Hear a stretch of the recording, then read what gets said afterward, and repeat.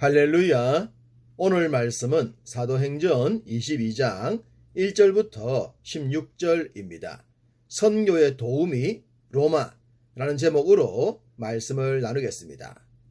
3차 선교를 마치고 예루살렘에 도착한 바울은 에베소로부터 내려온 극성 유대인들로 인해 붙잡혔다고 했습니다. 유대인과 율법과 성전을 더럽혔다는 얘기로 인해 온 성의 유대인들이 들고 일어났기 때문입니다. 성전에서 붙들려 나온 바울은 유대인들에 의해 목숨을 잃을 수도 있었습니다. 실제로 유대인들은 바울을 죽이려 했다고 성경은 기록하고 있기 때문입니다. 극렬 유대인들은 온 성의 유대인들이 벌떼처럼 일어나면 바울을 손쉽게 제거할 수 있을 것이라고 생각했습니다. 그러나 이런 소동은 예루살렘을 다스렸던 로마의 지도부에 전달이 될 수밖에 없었습니다.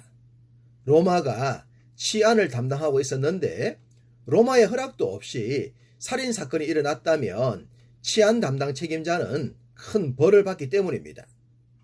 치안 책임자 천부장이 수하의 부하들과 군인들을 데리고 현장에 급파되었고 바울을 치던 사람들의 행위도 멈출 수밖에 없었습니다.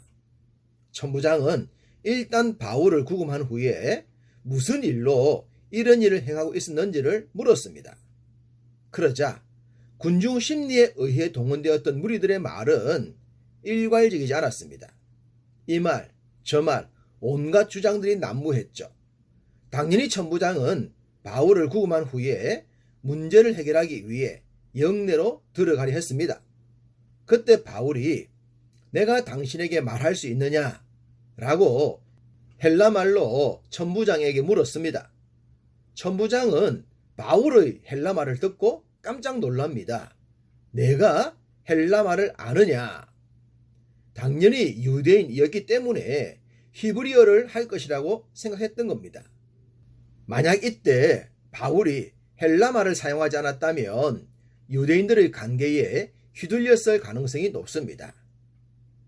하나님께서 선교를 위한 그릇으로 바울을 선택하셨는데 바울이 익혔던 헬라말도 그렇게 사용이 되었던 것입니다.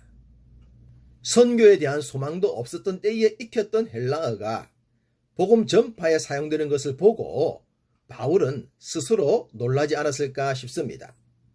그렇다면 선교와 복음 전파를 위한 궁극적인 목표가 있는 우리들이라면 더더욱 준비할 수 있는 것들은 다 준비해야 하지 않겠습니까? 특별히 자녀들을 그렇게 준비시켜가는 지혜가 필요해 보입니다. 바울은 천부장의 허락을 받고 영내로 들어가기 전에 몰려든 사람들을 진정시킨 후에 히브리 말로 말했습니다. 여기서 놀라운 장면이 천부장, 즉 로마의 허락과 보호 하에 안전한 상태에서 복음을 전하게 되었다는 것입니다. 당시 로마는 지배 세력이었습니다. 힘으로 유대인들을 지배하고 있었죠. 이런 상태에선 로마와 강성 유대주의자들에게 복음을 전하기가 쉽지 않았습니다. 지배받는 세력이 지배하는 세력을 향해 선교하는 것도 그렇고 신성모독으로 죽인 예수에 대한 소식을 유대인들에게 전하는 것도 그러하기 때문입니다. 그런데 바울이 체포가 되었고 헬라말을 할 수 있었기 때문에 자연스럽게 양자 모두에게 복음을 전할 수가 있었던 것입니다. 합력하여 선을 이룬다는 말씀이 바울의 삶과 사역에서 가장 멋지게 적용되는 것 같습니다. 바울은 가장 먼저 자신의 출생 배경에 대해 밝힙니다. 아무래도 명문 가정이나 빽이 있는 사람은 함부로 대할 수가 없기 때문이겠죠. 나는 유대인이고 길리기아 다소 출신이며 가말리엘 문화생으로 율법과 하나님에 대해 열심히 있는 자라고 했습니다. 당시 유대인들의 입장에서 이런 출신의 사람이라면 진짜로 함부로 대할 수가 없었을 것 같습니다. 당시 다소는 헬레니즘의 중심지로 훌륭한 대학이 있을 정도로 문화적 수준이 높은 도시였습니다. 또한 가말리엘 문화생이라고 했는데 가말리엘이 어떤 사람입니까? 당시 유대인들로부터 최고의 랍비로 불렸던 7명 중에 한 명이라고 합니다.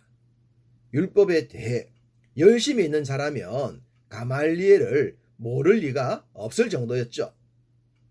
5장 34절에 바리새인 가말리엘은 율법 교사로 모든 백성에게 존경을 받는 자라고 했듯이 이미 복음이 왕성해질 때에 등장을 했었습니다.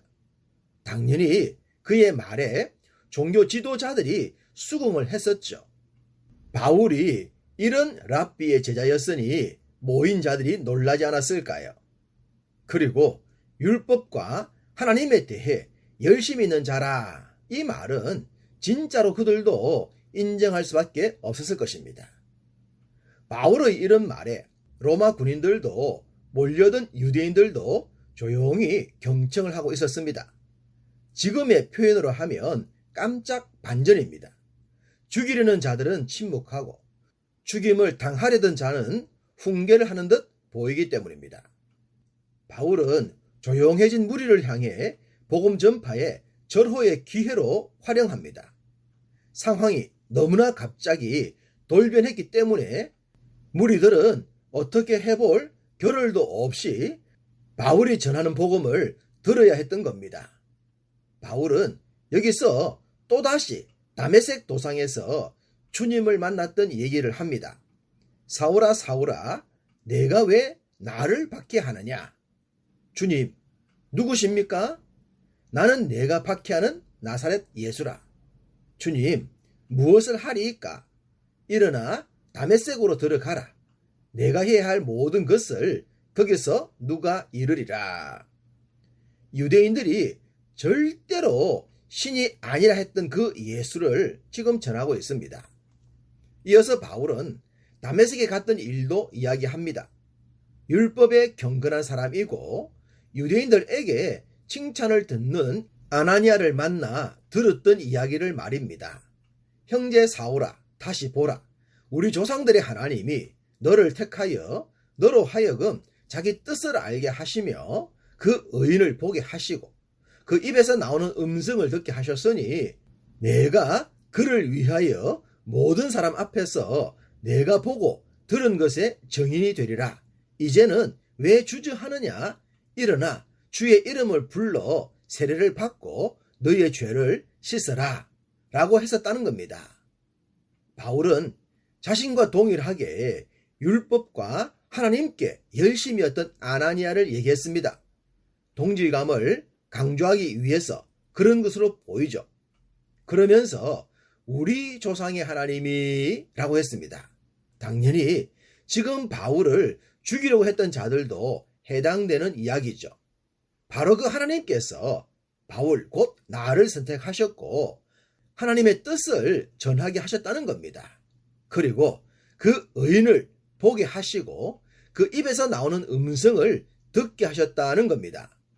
여기서 그 의인이란 당연히 예수 그리스도를 의미합니다.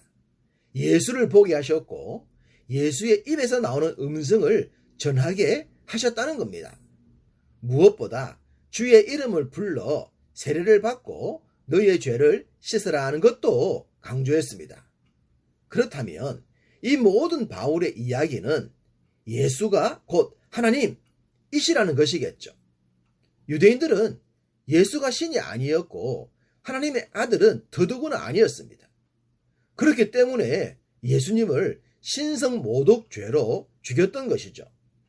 그런데 바울이 그 예수가 신으로 살아계시고 하나님은 그 예수를 통해 말씀하신다고 했던 겁니다. 바울을 죽이고자 했던 자들에게 이런 말은 결코 용납될 수가 없었겠죠. 그렇지만 그들은 바울의 메시지를 들을 수밖에 없었습니다. 상황이 로마가 그렇게 만들었기 때문입니다. 바울의 메시지에 극렬 유대주의자들이 변화되지는 않을 것입니다. 그렇지만 그들에게도 복음은 전해져야 했죠. 또한 그들 중에도 믿을 자들은 있지 않겠습니까? 현재처럼 로마가 보호하지 않았다면 불가능했던 메시지가 그렇게 전해진 것입니다. 상황과 여건을 만드신 하나님, 그 하나님께서 우리들의 범사도 주관하십니다. 오늘도 그 하나님께 우리의 모든 것을 맡겨 의지하는 날이 되기를 간절히 소원합니다.